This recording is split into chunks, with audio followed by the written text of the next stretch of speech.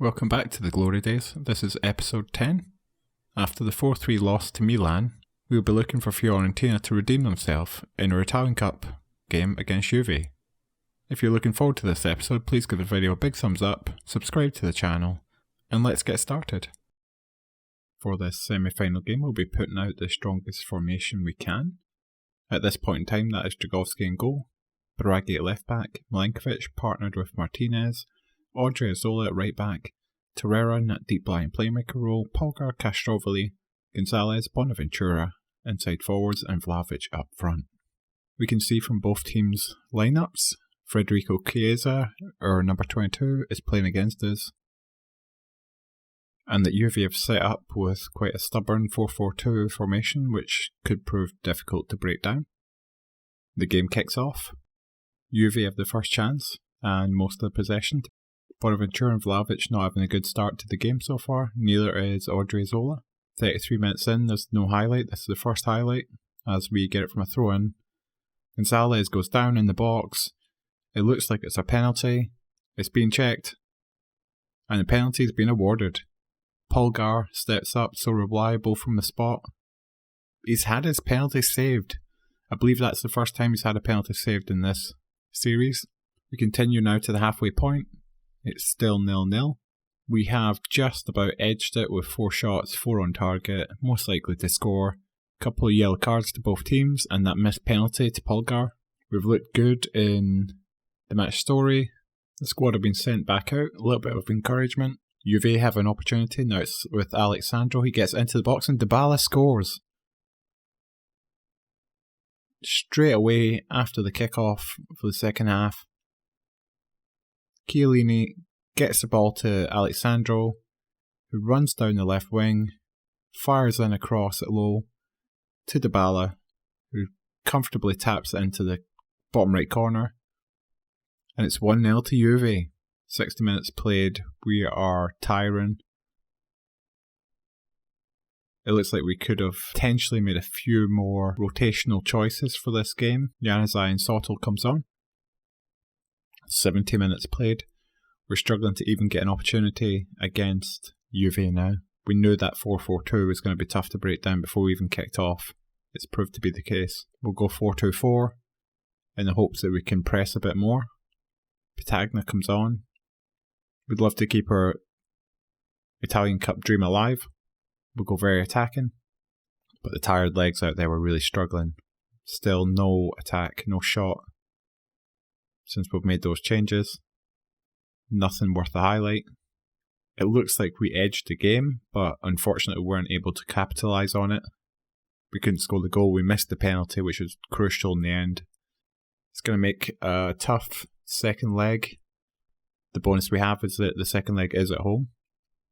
That loss to Juve and the loss against Milan is the first time we've lost 2 games together. It'll be important that we don't allow that to become a trend.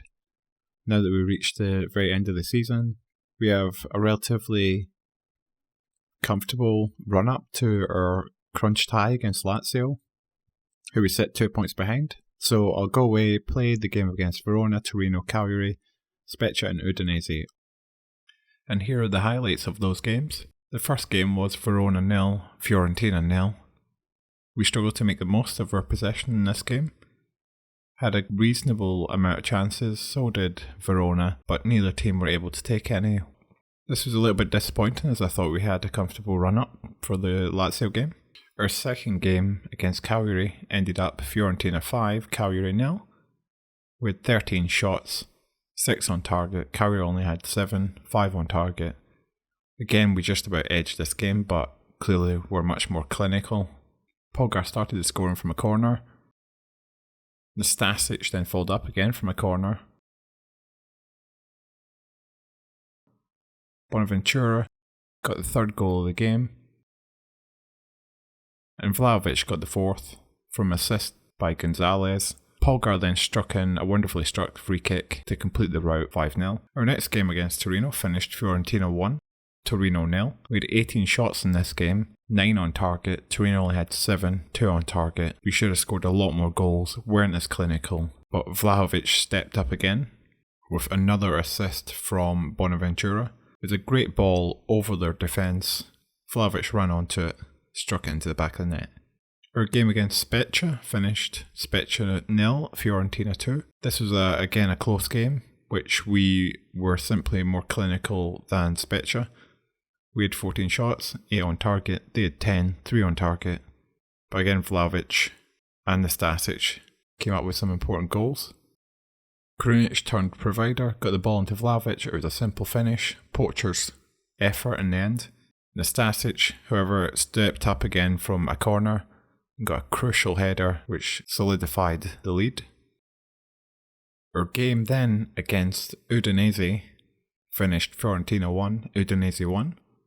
We had 20 shots in this game, 10 on target, but couldn't take any more than 1 and only walked away with the draw. Januzaj this time provided from a free kick, which Vlahovic headed into the back of net. However, Udinese equalised from a corner. Results in those games have left us 1 point behind Lazio, and it was always going to be a crucial tie at this point in the season, but it's definitely a must win. So I know this has been a shorter episode, but the next one is going to be a big one, where we will play Lazio in the league to see if we can put Serie A under our control, followed by Juventus in the second game of our Italian Cup semi-final. Please let me know what you think of these shorter videos, and if you're enjoying watching the series, give the video a big thumbs up and subscribe to the channel. Thanks for watching.